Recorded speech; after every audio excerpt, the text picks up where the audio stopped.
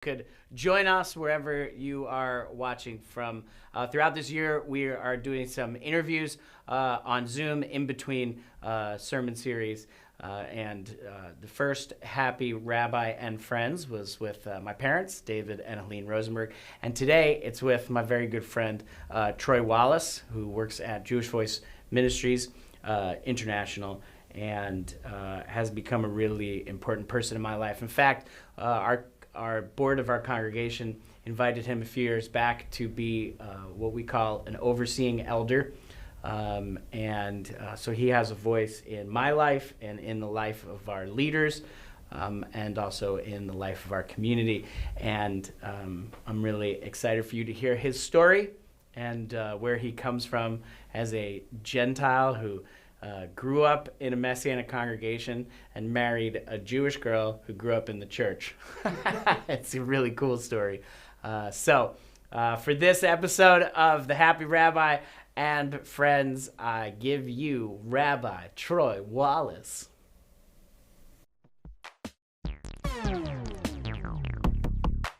Peter says it. He says that the revealing of Jesus in the day when he comes to the earth, that is the very salvation of our souls.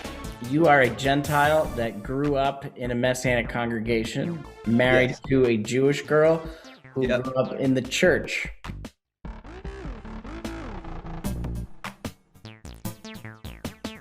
Welcome to the second episode of the Happy Rabbi and Friends. Today, I'm interviewing my good friend, Troy Wallace, who is one of our overseers at Restoration.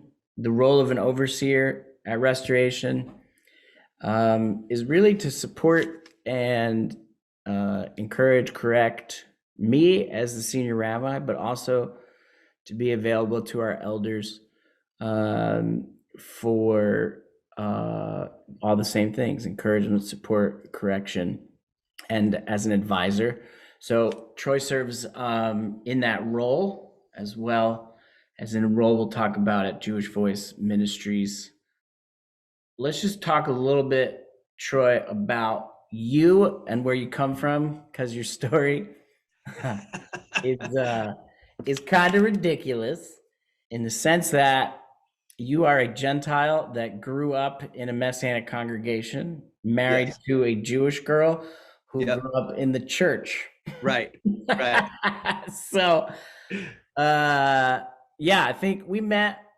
Well, first we met at Messiah Conference briefly with Evan Levine, and we cracked some jokes in a meeting for youth leaders, I think. I think that's right. Yeah, I think that's right. But then we really connected when I was leading a community in Maryland for about a year, and you were serving as an elder at the congregation you grew up with in Maryland, and had all kinds of mutual friends, and they said you guys would love each other, right? And that turned out to be true. So it definitely did. So we went to dinner like 12 years ago. So we ended up after dinner going on a walk around this like man-made lake situation. Yeah, totally. And our wives were like 20 paces behind us. Like, and they were talking about all kinds of things like home design and all their creative endeavors. Totally. How hard it is to be married to such an intense man. And which they definitely have in common. So we argued. Yes, we did. Quickly. I don't know, for an hour while walking around. About the future of Messianic Judaism and our experience and me growing up in the Messianic Jewish Alliance and you and Tikkun. And then the funniest part, I think, was when we both got home, our wives basically said the same things to us, which was, it was nice to be with another couple where the other guy was just as intense and I didn't have to be embarrassed by your intensity. Well, the way Jen told the story to me was, I was embarrassed at first, but then I saw Matt give you as quickly and as easily as you gave him, and so it all evened out. It was funny. It was definitely a good time. So let's start with a guy named Troy Wallace, which is certainly not Jewish, Right. son of, hold on. I thought you had a figurine or something. Yeah. Son of William Wallace is your dad? Yes. Yes. And And my your dad's a mom? junior, by the way. So my dad and my grandpa are both William Wallace. Yes. And then your mom's name is really the best part for me. It's pretty great. Is Holly Christmas. Right. Her sister was Mary. Yes. Merrie. Merry Christmas. And Holly Christmas. And her other sister was Joyce Christmas. So Mary, Joy, and Holly Christmas. Yeah, it's so great. Your mom grew up around a lot of Jewish people in Miami. Yeah, because my grandfather was a lawyer and also a politician. I mean, he was elected mayor. Sort of the social group that my mom grew up in was mostly Jewish people, other families that were lawyers, other politicians. And if you know anything about the politics in Miami in the 50s and into the 60s, it was a very Jewish dominated political environment. Actually, my grandfather, I mean, before the revolution in Cuba, there's like family pictures of my grandfather with the former president of Cuba.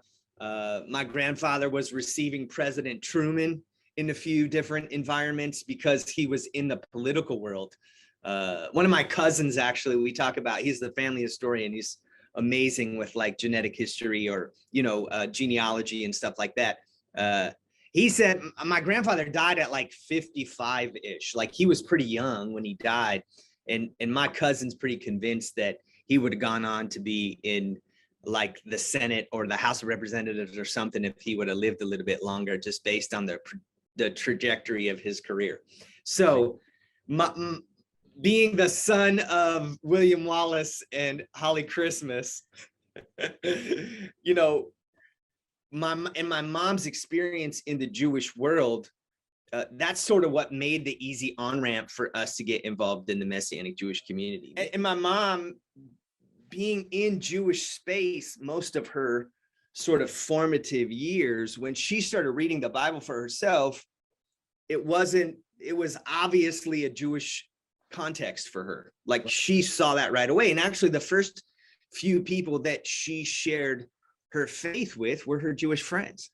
Fast forward, we're now living in sort of like a near suburb of DC. My dad's a DC fireman, retired there. That was his career. And we moved just a little further outside of DC. And when we were in that near suburb, our pastor at a community church was in fellowship with, in like a church of the city kind of ministry group with Dan Juster and Asher Intrader and Eitan, Andrew Shishkoff, like a bunch of people in the UMJC Tikkun world. And Asher Intrader was starting a new congregation in this further out suburb that we had just moved to. And so he got our phone number from this Christian pastor. He cold called us and said, "Hey, I got your name and number from so-and-so. I'm starting a new Messianic congregation in Frederick." That's the name of the town. So, man, we got involved right away and it just fit. I'm 8 and like, I remember the first time we went and there was like a little dance circle for the kids in the back and it's trees of the field, no shoes, like I taking my shoes off. Totally. Exactly right. So, but the tricky part came, I don't know, probably like 2 years later, because a social life in those years, you go and visit your friends on Friday night and you do things on Saturday and like that's what you do. Right. But we started living in this Messianic Jewish cycle of life. So, hey, Troy, you want to come over for Friday night, hang out at the friend's house? Well, no, I can't. Like, I remember one thing very specifically with this other family where I was really friends with the girl in the family, and I had to explain, well, I can't do anything on Friday night because we go to, I don't know, I guess you call it a church. I guess maybe you call it what are you, Jew? Are you a Jew now? Like, well, I mean, it was just, Yeah. There was no one new man language in the 80s. Right. That wasn't really something we were talking about. So I got pretty, well, I like this and I know there's something here, but I don't understand, and that was epitomized when sort of the communal tradition was like a confirmation class, and Right. everybody for their bar bat mitzvah, it was like a group thing that was the whole service, and everybody gave a little speech or a little drash. And my parents came to me and said, do you want to have a bar mitzvah? And I was like, but when did we become Jewish? Like, I don't understand. I don't understand. Yeah. So I got involved with Young Life in high school, which I don't know if you or maybe even your audience know what Young Life is, but just kind of a standard, simple gospel evangelical outreach to teenagers. And that's where my social group came. But I knew intuitively, I didn't know this formally theologically the way I could articulate it now, but I knew intuitively that this was a group of people that didn't believe in the present activity of the Holy Spirit, and certainly was replacement theology oriented, where now the confessing evangelical church is the new Israel. So who I was, I sort of had to hide in the corner, and that was sort of my young formative years experience. Right. Which I think is true about the like late 60s, early 70s, and into the 80s. My parents' generation was of Messianic leaders were trying to sort out their own identity, because everyone told them like their families, Jewish families, and then the people that led them to the Lord, pastors and Gentile Christians, everybody said basically the same thing, which is, well, if you're believing Jesus now, you're not Jewish anymore. And they were like, yeah, but I don't think that's true, because he's Jewish and the disciples are Jewish and we are. So there was kind of a focus on reaching Jewish people, but also developing strong Jewish identity for us as their children. Totally. That was centered in Yeshua. Right. And so there wasn't a lot of time. I don't think it was an intentional pushing aside, but there wasn't a lot of time to help Gentiles figure out their identity, because we weren't sure what ours was, which in our generation is part of, I think we're trying to live out at Restoration, we're trying to live out our calling. My calling as a Jewish believer is to preach the gospel to the nations, right? Which has always been true, but that's like several generations of trying to figure out strong Jewish identity. And then, if we jump ahead a little bit to meeting your wife, because you have all this Jewish experience as a non-Jewish person. Totally. And then you end up visiting a megachurch in Colorado and see Jen Cohen's name on the door. Totally. Take it from there. Yeah, well, I just want to fill in one thing, Matt, that created so much confusion for me, all that like identity trauma. Yeah.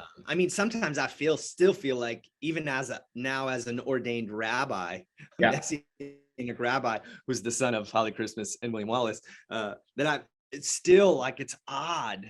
Yeah. Where do I fit into the picture?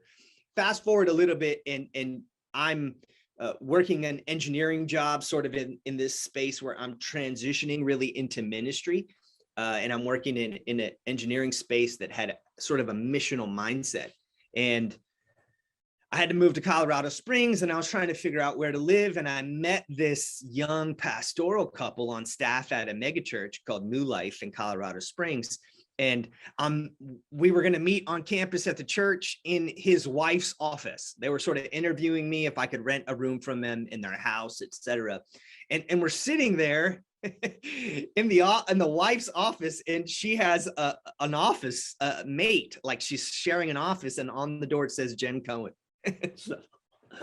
So we're talking for a while. Which, if people don't know, Cohen is the priesthood. That's like maybe the most Jewish name possible. Right. Cohen is to Jewish as O'Brien is to Irish. Right.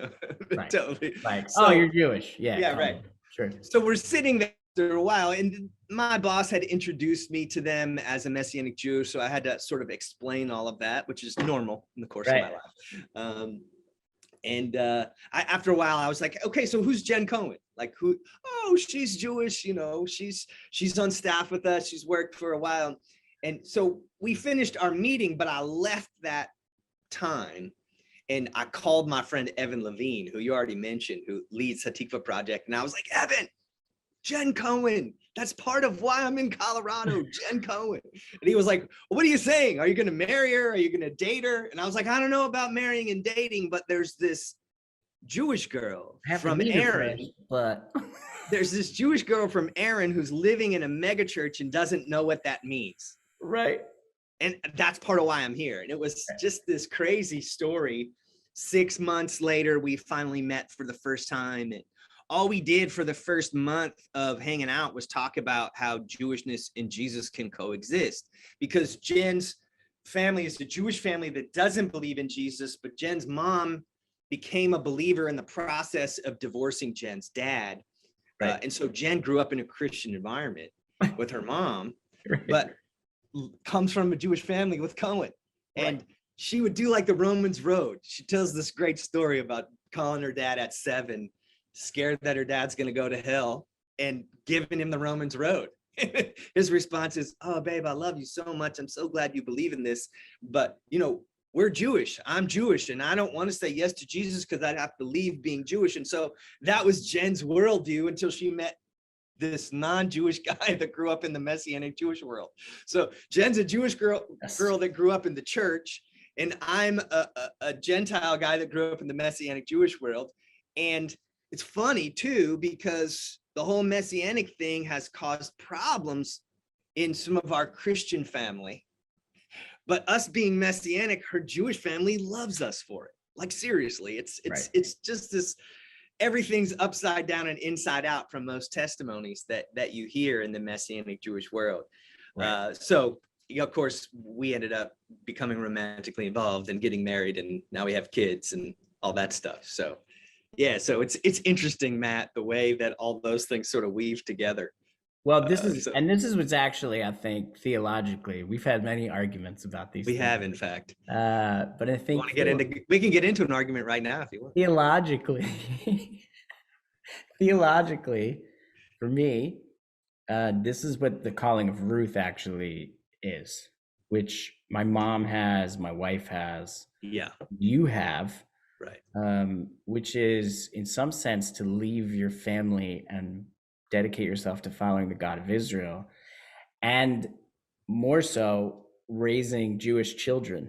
So there's a difference to me between you and you as a Gentile marrying a Jewish woman and having Jewish children than like a Gentile couple who comes to a Messianic congregation. Right. People who are not Jewish and part of a Messianic congregation are not living out the calling of Ruth. The calling of Ruth is a very specific marry in to build the house of Israel. Yeah. And I think it's a really important, overlooked part of who we are as a people. Gentiles have always been involved. I mean, all the patriarchs, the fathers of Israel, married Gentile women, and really every major character in the Tanakh and the Hebrew scriptures that the seed of promise comes through is through Gentile women, which is why there's 4 Gentile women mentioned in the genealogy of Yeshua, totally, part of which Ruth is one of them. Yeah. So it's a really, as crazy as your story is, there's precedent. No, there's definitely precedent. And it's funny too, Matt, you know, I was saying growing up, I didn't know how to fit into this whole thing. And I still deal with that from time to time, even though I'm married to a Jewish woman. I'm raising Jewish children. I was made an elder in a Messianic Jewish congregation. I'm an overseer of a Messianic Jewish congregation. I'm ordained as a rabbi. The work that I do with Jewish Voice around the world as an overseer of planting Messianic Jewish congregations in countries that don't have them, and then building national movements, it's still like a brain space for me sometimes. But I think about, like, my kids come from Aaron through my wife, and eventually, this is a big statement, and there's some eschatology attached to it, but eventually their lineage is going to be listed generationally all the way back to Aaron, and I'm going to be on that list. Yeah. Son of Aaron through. Right. It'll be like in their Jen, genealogy, it'll be Troy Wallace, son of William Wallace and Holly Christmas. Well, I was thinking of it the other way. There'll be Nehemiah, the son of Jen Cohen, the son of Arnie Cohen, right, the son of Nathan Cohen, by Troy Wallace. You know what I'm saying? Like there's a thing there that it's crazy to think about it and put it in parallel with someone like Ruth or someone like Rahab, right, someone like Tamar. right. It's really interesting. The more that we can do solid in our own identity, I'm including myself here, as Jewish families who believe in Jesus, the more we can be confident in who we are, the more we can also help Gentiles see where they fit alongside of us while maintaining those distinctions. And I think it's sort of a critical issue in the, if I may use this word, in the evolution of who we are as a community of faith. With the first century as sort of part of our mindset, there was never a question of if Jewish believers in Jesus stayed Jewish. The question was whether or not Gentile believers had to become Jewish. And so getting back to some of those Gentile arguments, which happened after Jewish people believing in Jesus became settled in their identity. So there's even some progress in the development for us that also parallels the first century.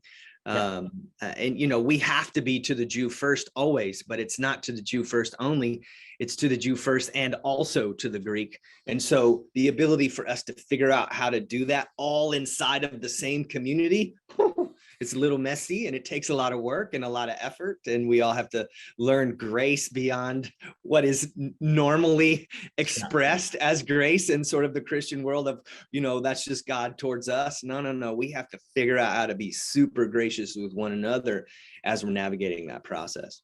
So I like how our friend Pastor Tim Ross says it. He said it on a number of occasions that he realized reading the Bible as an African-American Christian, that reading the Bible, he recognized real early that it wasn't a story about his people, that it was a story about the Jewish people, and he got to be a part of the story.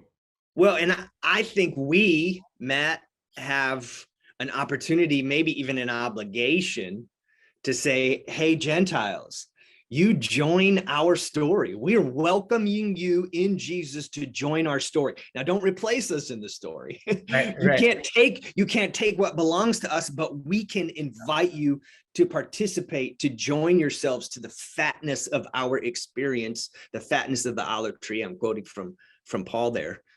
You can come and join us. And I think Tim's story is so cool, the way he tells that, with intuitively understanding that in Jesus, he was being written into the story of Israel and joining it rather than replacing it. Just, it's so good to hear him tell that story. And it's something I think the Lord is bringing back to understanding for people who love and read the Bible in our time, which is a cool thing to be a part of. So you work at Jewish Voice Ministries International, and you kind of, as an overseer here, except we don't pay you, you actually get paid by Jewish Voice to do something. But I don't think we pay you as a board member either. You get paid by restoration. That's true. You're helping indigenous local leaders in Ethiopia and Zimbabwe build messianic communities.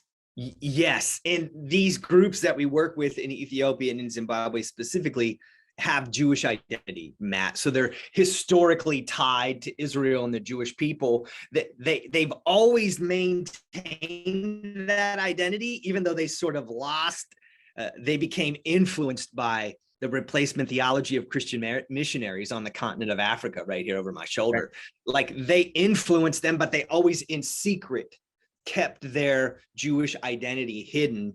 And so we are working with them to not only share the gospel, but then also to build indigenous Messianic Jewish communities among, if I may say, the Black Jews of Ethiopia and Zimbabwe. And the Ethiopian Jewish community is sort of known in the worldwide Jewish community. The Lemba in Zimbabwe are sort of an emerging Jewish community, but they're both building national Messianic Jewish organizations that oversee them, that govern themselves, that propagate themselves or multiply themselves. And we help them with some finances, and we also help them with resources and training and leadership development. So in some ways, you know, you've already alluded to it, I sort of oversee the work that they do, but as I am with you guys, as a resource, as an advisor, to help encourage, to help them with principles of leadership and that kind of thing. But it's amazing. I mean, in Zimbabwe, in a decade, Matt, there's 133 congregations that have been formed, and the average attendance on a Shabbat nationally is about 6,000 people. 1 decade, and they have always existed as the Lemba, but they weren't able to mix Jesus with their Lemba or their Jewish, historically Israel identity. And that in the same, in Ethiopia, it's about 50 congregations over the last decade or so, maybe 12 years. And so it's pretty incredible that from a decade ago, they didn't exist as an identifiable remnant of Israel who believed in Jesus. And today there are 2 national entities that represent the Jewish remnant, the remnant of Israel that's been brought to life or brought to their fullness in Yeshua. It's pretty incredible.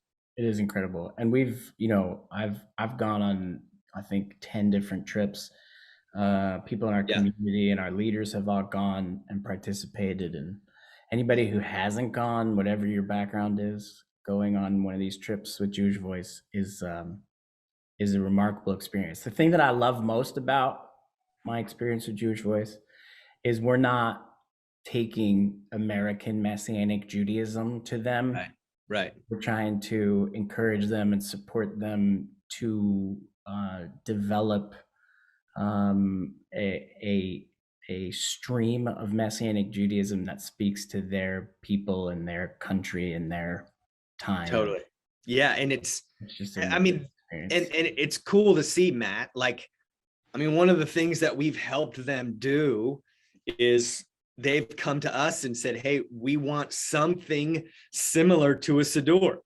Right. So we have worked with leaders in Zimbabwe and in Ethiopia to produce like a mini Siddur for both of them that has Hebrew and that has it transliterated into their own alphabets and then has it translated into their own language. So, you know, the Siddur that, or the slides that you use for some of the liturgy at Restoration usually has Hebrew transliterated into English letters and then an English translation.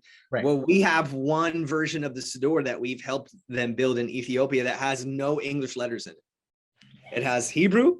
It has the Amharic fidels that transliterates it, that makes the sounds of Hebrew, and then the translation into Amharic. There's no English. It's crazy. Like, I don't even know of mainstream Judaism doing a Siddur like that among the people in Ethiopia. So it's pretty cool, bro. It's pretty cool. It's good stuff. All right. So in this current climate of hopefully the end of COVID and all this ridiculous experience that everybody's been through, what do you think is most important for people's lives?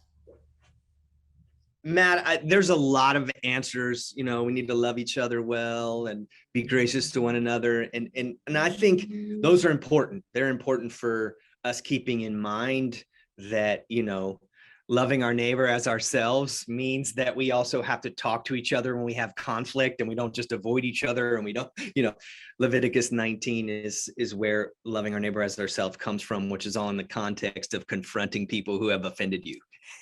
So anyways, there's that part of things, but I think I want to maybe answering this question, step out a bit further. And I think of 1 Corinthians 15, where Paul is talking about what the gospel is. And he says the gospel is, that he died, he was buried, he was resurrected, and there was a witness of him by 500 people. Like, that's the gospel, is the death, the burial, the resurrection, and the witness of the first century believers who saw him in the flesh after his resurrection. That's what we often look to. But then Paul spends about 50 verses in 1 Corinthians 15 unpacking how the expectation for the resurrection is actually fundamental to how we experience the gospel. And he's doing it through the lens of, hey guys, don't forget, like he says, if Jesus just came and died and there wasn't a resurrection of him that impacts how we think about our own lives, we are the most pitiable among men. Like, Paul's language is really strong. If we're only looking backwards, guys, like, we should be pitied because it doesn't matter for us. What we need to be looking for is an expectation of his coming, and at his coming, our resurrection and the opportunity in a body to have eternal life. And so if I'm looking at what's happening in the world, what anchors my soul philosophically, what anchors my soul of faith is, yes, what Jesus did, but also because of what he did, what he's going to do as the future unfolds. I mean, if I look at the Bible, it's going to get worse before it gets better. Oh, I don't know, that might be depressing for some of you listening, but if we have in mind that Jesus is coming to give us an eternal body and to make his Father's kingdom known on the earth, that's going to take him 1,000 years to put everything under his feet. But when he does, and he turns the kingdom over to the Father, and we enter into the fullness of the eternal perspective, like, Matt, that's what we have to keep in mind when we get stuck in the COVID and the conspiracy and the government and all the things that we feed ourselves from our news feeds or from our scrolling. Like, that has to be second to our expectation for the glorious future when Jesus comes back to make his kingdom known on the earth and gives us a resurrected body. Like, that's what we're holding in our minds. Peter says it. He says that the revealing of Jesus in the day when he comes to the earth, that is the very salvation of our souls.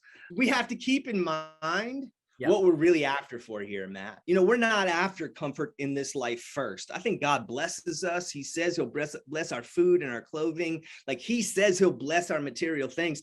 But what we have to keep in mind is that it's unto him coming and establishing a perfect society on the earth. And that's what we get to participate in and day out. When we're sorting through Jew and Gentile identity, it's all unto the day when the Lord's going to come and host a conference over and over. Maybe it'll be over Zoom like this, of helping the nations understand how to dispense the justice of the God of Israel in the context of their national identity and their ethnic strengths. It's going to be incredible.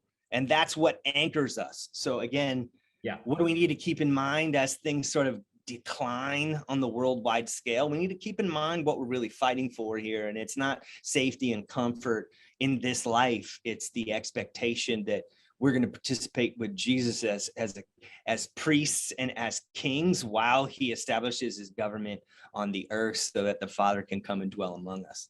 So there you go, baby. Come on. Parts, right? Already? Not yet. Already not yet. Is that our good friend George Eldon Ladd, I think. He's already done what he said he was going to do, and there's still more to do, and he invites us to participate. And Matt, I think that'll be true for forever. Like, every day we're going to get up and be like, oh, what's he going to do today? It's going to be so great for forever. Although I do expect when I'm in a resurrected body, I'm going to have all my hair. Like, that's really important to me. Right. I mean, my beard will be exactly as it is, I think. So, maybe the rest of me will be a little better. I get a little more height, I hope. Yeah, but I hear you. No. I hear you. Oh, man. Yeah. Well, awesome. Well, thanks, Troy. I love you, bro. It's a good word to keep in mind, that God's not done yet, and there's hope in the resurrection. For sure. Not just his resurrection, but ours that we will experience when all things are complete. Yeah. And, you know, Matt, just maybe a word to the audience here. We're sorting through stuff as a Messianic Jewish community. Like, we don't have it perfect, but we're so grateful that anybody who's called by God would walk with us through the mess. And so maybe there's a mess in your life as you're trying to sort through, I'm a Jew in this, or I'm a Gentile in this, and I'm not sure, like, how do I, as a Jew, how do I incorporate Jesus into Judaism? Or as a Gentile, how in the world do I explain to my family that I'm not Jewish? Like, just thanks for walking with us. We're so glad that you're part of this grand experiment in following the leading of the Lord in your life for your family. We're just grateful that you're a part of this. In the words of Delmar from Oh Brother, Where Art Thou, as he's being baptized, come on in, the water is fine.